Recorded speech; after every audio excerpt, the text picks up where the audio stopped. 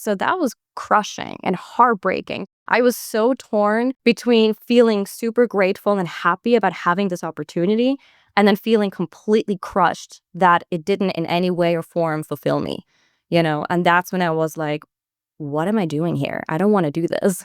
And shortly after that is when I realized, oh, there is a whole other world with good content where it is about the stories and it is about the people involved. This is the Faith and Family Filmmakers podcast, helping filmmakers who share a Christian worldview stay in touch, informed, and inspired. Quiet on set. Rolling. Today's host is Matt Chastain. Okay, so welcome to another exciting episode. At least I hope it's an exciting episode of the Faith and Family Filmmakers podcast. I am but your humble host, Matt Chastain. Very excited to have another actor on board. Acting is one of my favorite conversation topics. So today we have Debby Gerber. Debby, thanks so much for joining us in the Faith and Family Filmmakers podcast. Oh, thank you so much for having me. I'm super honored to be here. Yes, ma'am. Well, they don't want to hear too much of me. They want to hear more of you. However, there's a lot about you that I kind of need to say. So I'm going to give them your background here a little bit. You've built a dynamic acting career here in the U.S. after, interestingly enough, moving here from your native country of Switzerland. I'm going to go more into that because I hear no accent whatsoever. You will. I want to know. We'll get you fired up and we'll hear the Switzerland accent coming out.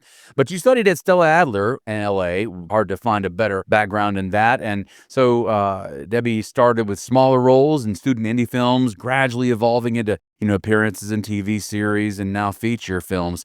Debby has been featured in notable productions like Chuck Lorre's sitcom Be Positive. Well, first of all, you say Chuck Lorre, then any sitcom he does is going to be amazing. So Be Positive, Glee, NCIS, Teen Wolf, Gangster Squad.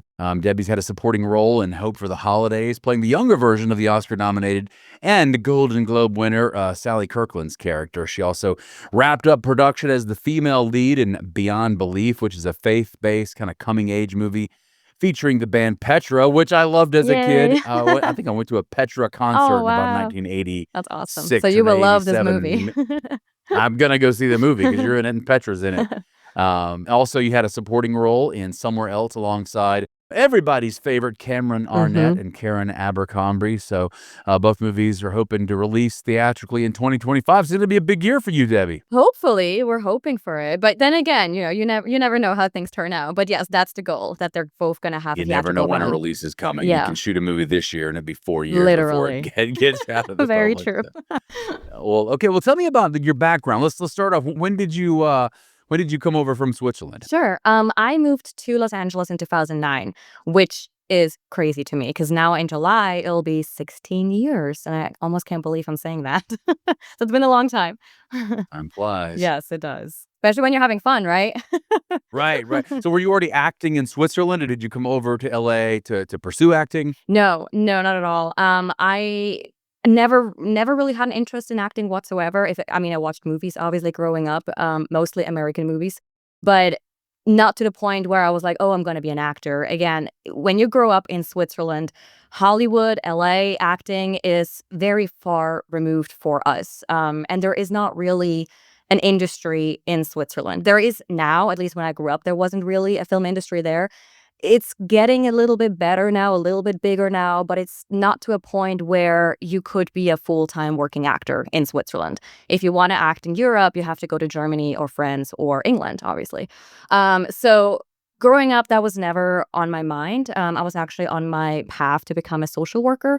I did high school, and then I went to a college for 3 years, and then I had a place at university in Basel to get my bachelor's degree in social work. But what happened was they put me on a 1-year waiting list, even though I was the valedictorian, because I was a year younger than everybody else. I started school a year early. So because social work and their program is very, I want to say rough, I guess, they were worried I was too young, which is silly because I wasn't. I was ready to go. But clearly that was a God move because that then totally changed my life, really. It changed my journey. Because what happened was I was forced to take a year break and I did not know what to do. So started working regular jobs. And then the last 6 months is when I was like, you know what? I've always kind of had a fascination with the US. I'm just gonna go visit, take those 6 months, travel a little bit, come back, and then start my studies at the university.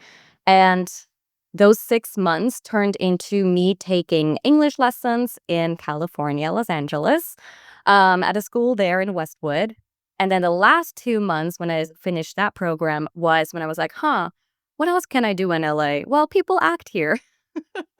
So I was like, I'm gonna do something that scares me, which is standing in front of people and talking to them. Like, for example, being on a stage would absolutely terrify me. So I was like, I'm gonna go do that. I'm here just for fun. So Googled acting classes in Los Angeles, and the first thing that came up, I kid you not, was Stella Adler. Kind of looked at their website. I was like, oh, that sounds cool. Okay. I signed up for 2 months, went to school, and in that first week, my first teacher that I had, Tim McNeil, I blame him for everything. He was like, Gerber, you're gonna stay. And I was like, what do you mean? I have a life in Switzerland. He was like, no, you're good. You should stay. So that turned into the lead of the school, John Jack Rogers, offering me a scholarship for 2 years to finish school there, which after, talking to my parents and all that, figuring things out, we did that. I graduated after 2 years, and then things just took their turn. I just kind of got stuck here in LA doing this acting thing. So 16 years later. You took a 16-year gap year, basically. Yeah, basically. To be continued also. So, but let me get this story straight real quick. You had a gap year. You had to kill some time before you could start your career. So you decided to come to LA, see what's going on in LA. You get there, you Google acting because it scares you. You end up in the probably one of the most premier acting academies in the entire United States of America. Impress the right people, and 16 years later, here we are. Yep, that's pretty much it. I should have said it like you said it because it's way quicker. That's a wild story, though. That is amazing. Yeah. But that's God. Honestly, that is all God. I mean, otherwise, again, I probably would have stayed in Switzerland and would have become a social worker, so which also would have been fine, obviously. But, Sure. different story. And it's never too late. You can always go back to Switzerland and be a social worker and act on the side. Don't tell that my mom. She is still hoping for Sure. that. But I don't think so. I can play social workers now on TV, but Oh, you'd be amazing at this. Writers, directors, write Debbie a role Right. as a social worker from Switzerland. Oh. She'll nail it.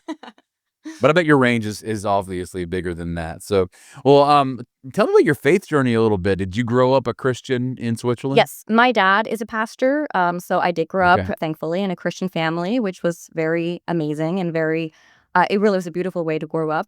And then, funny enough, I will say, a friend of my dad's, who was American, he had a prophecy for me when I was 18, and he did say that God was calling me to go to California, and specifically Los Angeles. And then 2 years later is when I went. So then it all started making sense. But at 18, I was like, what are you talking about? But But you're a PK, so Yes. this all makes a lot more sense. yes, definitely. And I will say Okay. that prophecy, my dad will now say, was more so for him or for my parents, because hearing that for them made it so much easier to let me go, rather than being like, you're crazy going to America, being an actor. Like, no, you're staying here, But hearing those words, knowing that this was and is God's plan for my life, they were like, well, who are we to stand in your way? We're going to support you. With whatever we have, we will support. And that is what they have done this whole time and still are. So I'm insanely grateful.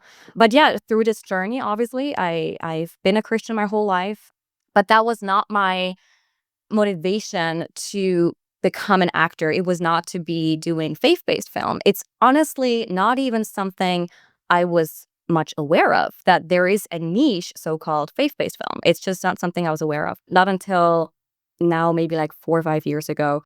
And that is when I realized, 10 years into living here, I was like, oh, wow, I think I know now why God has called me here. And I needed those 10 years to prepare me, to really grow into who I am today, to be secure and steady and strong, frankly, because this industry, as we all know, is not easy, and really grow in my faith. And I only got baptized 2 years ago now, even though, yes, I was a pastor's daughter, but I always thought, silly me, growing up, I was like, well, I am already a Christian. I don't need to be baptized. That was just my thinking, even though my parents were like, you should. And I was like, I'm good. I am a Christian. I believe in Jesus. Like, Why do I need to go under the water for that? I mean, look, Jesus himself got baptized, so it's not a bad Exactly. And idea. now I'm Maybe not necessary for salvation, but a good idea. yeah, now I'm older and wiser, and obviously I made that decision very, very clearly 2 years ago. I was like, oh my gosh, I've been silly. Like, yes, I need to do that for myself. I need to make that decision for me, not because I grew up that way. So I did that 2 years ago, and honestly, it's been, especially the last 2 years, I feel like have been a huge blessing. God has just opened doors in this industry for me that I could have never ever done myself. That's beautiful. Well, look, I mean, I, for one, thank Switzerland for exporting some Christians over to the mission field of Amen. Hollywood. Well, let's talk a little bit about that, because even though you are, now getting your feet wet into kind of the hmm Christian movie genre or Christian film genre, you really came up in the secular Yeah. genre. And so tell us from the inside, what is Hollywood really like? Is it as rough and tumble as many say? I unfortunately will say yes. Yeah, I mean, yeah, not to go too much into all the details, but yeah, I have worked and lived here for 15 years now. But specifically, before I did the faith-based whole journey, it was 10 years only working in Hollywood, and I live in Mid City, which is like 15 minutes from Hollywood Center. So through those years, most definitely, I have experienced a lot of good and a whole lot of bad, to the point where I was about to quit acting. And that was before I did faith-based film, because I just saw so much evil and so many bad things and so much cutting people in the back, saying one thing and doing the other, and people trying to get ahead, really climbing over dead bodies, that kind of thing. It was just really, really negative in many ways, where I was like, why am I here? Like, why am I doing this? I don't want to have any part of this. And it was even to the point where I had one of my biggest things in my career happen to me, where which sounds silly, but I had a bit on that Chuck Lorre sitcom Be Positive, which for a Swiss person, who has an accent, getting a co-star, or actually two co-stars on a major sitcom was a major feat. But that experience ended up so negative for me that I was like, I don't want to do this, I hate to hear that. because I just realized it really is all about the money. It is all about success. It is all about fame. They don't care about the people involved. And I firsthand felt it and saw it and heard what people behind the scenes would say about certain people, So that was crushing and heartbreaking too. I was so torn between feeling super grateful and happy about having this opportunity, and then feeling completely crushed that it didn't in any way or form fulfill me, And that's when I was like, what am I doing here? I don't want to do this. When we put together the meetups, we wanted to be very strategic with the approach, thinking about the obstacles. Where are those things that would actually make the greatest impact? I just wanted to say thank you, Jacqueline. You guys having everything so organized. I went on the website last week. I was able to sign up. All the instructions worked. Everything was seamless. And I have not had an experience where it's been this seamless ever. Also, I've already met some amazing people on this. And I love the format. You teach us a little bit, and then we go into a separate group with just a few people. It takes away some of the anxiety if anybody has anxiety about speaking in a large group. And also, I've gotten to really know people beyond just that's your name and your face. And some people I knew already, which is also great because there's so many people here from the industry that just have amazing experience in all areas. I've met writers, I've met actors, I've met producers. Today, I was with somebody in a room who actually does editing, and that was such a great perspective. Join us on Thursday mornings for our FAF Association meetings. We've got networking opportunities, masterminds, and more. Find the schedule on our homepage at faffassociation.com or find the link in our show notes. And shortly after that is when I realized, oh, there is a whole other world with good content where it is about the stories and it is about the people involved. And one of those amazing experiences actually that made me realize that was when I did one of my first faith-based films, which was Deep Within by Scott Michael Brannon, who's now an amazing friend of mine. I love him dearly. That experience, being part of that film, and how different that whole cast and crew was amongst each other, like literally starting the day in prayer. And then actually one of our cast members had a bad situation happen while he was on set. And we took like 2 hours. We all sat on the floor and prayed over him. And to me, this whole week shooting with them, it was such an amazing eye-opener that I was like, this is what I want to be a part of. Not this whole Hollywood wannabe glitz and glam and whatnot, which it's really not. So that is where kind of my journey started. Yeah, so it sounds like it's really about the culture for you, because Yeah. a lot of people, like you say, you're drawn to Hollywood Mm. because of what we see on the screen. But I wonder, and tell me if you've seen this. And we're going to get to the faith-based genre in a minute, the happy stuff in a minute. But I want to dig a little bit into that. You hear a lot of times actors and actresses will come from small towns, from the South, from the Midwest, and they go to Hollywood and experience what you do, and then they're kind of faced with this. I guess it's not as fulfilling as they thought it would be. So chasing the money and chasing the power is the only kind of fulfillment that maybe they can get, and so they have to keep climbing, and in that climb have to completely sacrifice Yes. their faith, sacrifice who they are, and maybe that's the metaphorical selling your soul to the devil, so to speak. Yep. Very true. And I will say, thankfully, God was always with me and guided me and protected me in the sense that I have received certain offers that I know could have catapulted my career to somewhat of a next level. And I knew, like, I wasn't even doubting it. I knew I cannot do this role. I cannot commit to something like this, because it would be like selling your soul. Because once you do something like that, it's going to be out there forever.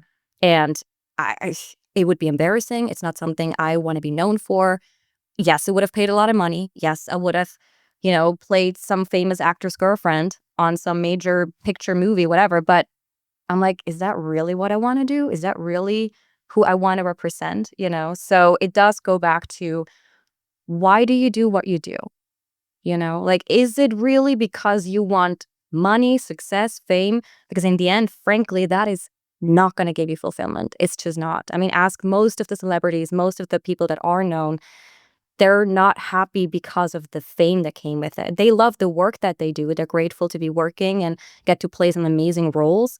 But what comes with it is not the fun part. It's not fun and glamorous and whatever to be recognized everywhere you go. So No doubt. be careful over what you wish for, I would say. You might get it, no doubt. Is it difficult to be a professing Christian in that culture, or are they polite about that, but they just want to shove you into roles that would compromise you? Or is there a discomfort at even being a Christian, outspoken Christian in Hollywood? There definitely was years ago. I think now, and we can talk about that more later, obviously, because Christian films are actually widely accepted now, I think, by Hollywood. And even now, certain celebrities are doing faith-based film, because it's almost like we're finally able to say who we are and what we believe. And it's not gonna look bad on us or anything. Like, our career's not gonna suffer, which is so crazy to even say. Why would someone's career suffer because they're a Christian? Like, it's so crazy to me. But yes, years ago, if you're an actor and you would say you're a Christian, they will not hire you. Like, for example, what's his name? Neil McDonough. He was on The Shift, right? Mhm. He's one of those examples, right? Where he was like, I'm not doing any sex scenes. I'm not kissing any other women. I think that's amazing. Hollywood canceled him. Kevin Sorbo, same thing. Amazing actor, powerful actor, wonderful human being. Never said a bad word or anything, but because he professed his faith, Hollywood canceled him. I'm like, why? Why is that? So now I think Hollywood is finally realizing we're doing good content. We're putting out stories that people are actually yearning for. People want to hear those stories. People are, especially after the pandemic, I think that the whole world has gone through so much heartbreak and damage and loss that they're yearning for goodness. They're yearning for positivity, for hope, for light. And the stories that we're telling is giving them that. And Hollywood now, of course, they're thinking money. Now they're like, oh, these films are actually making money, so let's welcome them in. I'm like, okay, if that's your motivation, great. But at least give us a platform so that we can tell those stories that humanity really needs. So you're saying, I was going to ask you about that, what caused this shift, but you're saying that, do you think it's just little by little there's a crack in the dam? Call Kevin Sorbo one of the major cracks, or Neil McDonough one of the cracks in the dam. So, but as more and more actors finally come out and go, I'm going to do a faith-based or faith-friendly content, the dam gets more and more cracked, and now it just becomes a little more acceptable. Is that it, or is there some other kind of paradigm shift in Hollywood that it has suddenly allowed real actors, the Christian actors, to pursue more faith-based content? Well, there was also The Chosen, obviously. Yes. That had a huge impact on the whole world. I literally feel like the whole world. Everywhere where you can screen The Chosen, it had such a big impact. And then The Jesus Revolution came out, and Yeah. people were so drawn to those stories and were like, their hearts were opening up. And I do think Hollywood realizing that, or then The Sound of Freedom, obviously, made like, what, $1 billion or whatever it was. So I will say Hollywood is money motivated. Yes, they also want to make good movies, obviously, because there's the Oscars and there are good movies out there that are not faith-based. But in the end, it still is about success and money and the success of the film. So now that Hollywood is seeing that some of those faith-based films are actually having success in the sense that they're making money, now they're like, oh, let's invite those in and give them a platform so that, frankly, they can have a bite of the cake. That makes total But sense. I'm like, okay, whatever. If that is your motivation, okay, but at least we're having a platform. Like Lionsgate, for example, now has a 3-year deal with Kingdom Story Company, right? They're doing amazing films.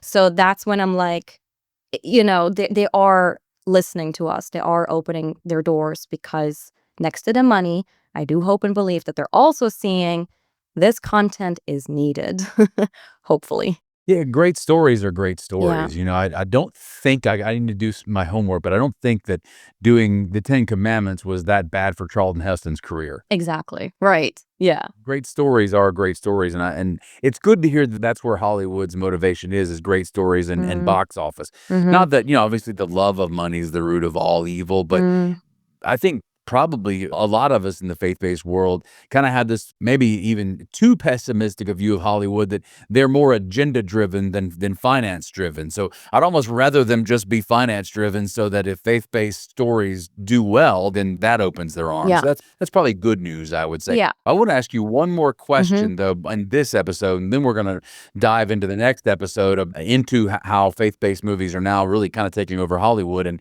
your role in a few of them. But, you talked about that it wasn't fulfilling for you to be not just in Hollywood, amongst that culture. So I want to know, what about acting for you does give you that kind of fulfillment as an artist? It has many aspects, actually. Of course, part of it is receiving a wonderful script with a moving, incredible, beautiful story that you want to tell, that you are blessed to be a part of telling, and diving into a character that is in many ways or forms interesting, that you yourself would want to see on the screen portrayed.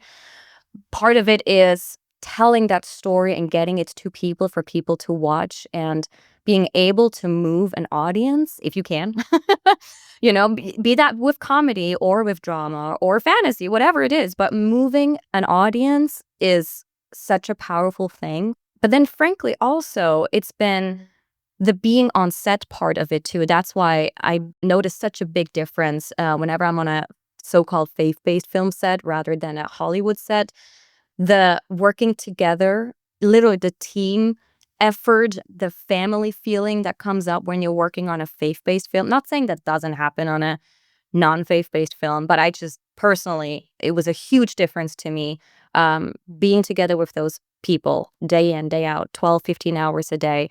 It is important who you're working with, and that to me also became really important. And in that sense, I'm almost feeling like, I'm not saying I'm a social worker on set, but I do feel like it tends to happen a lot that people end up coming to me and tell me their stories, or like I just sit there and listen to them. It's not that I'm not a psychiatrist, I'm not a psychologist, but I just tend to end up listening to a lot of people and their stories. Actors can tend to be a little dramatic, so it's good to have a social worker there who understands both acting and social work. I totally get that.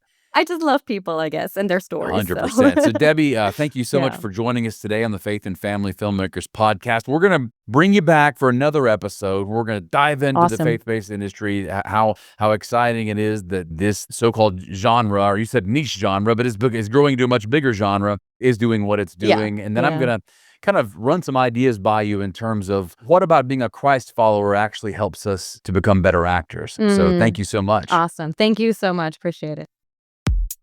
Thanks for listening to the Faith and Family Filmmakers podcast. If you've been enjoying this podcast, take a moment to follow or subscribe on your favorite podcast player so you don't miss an episode.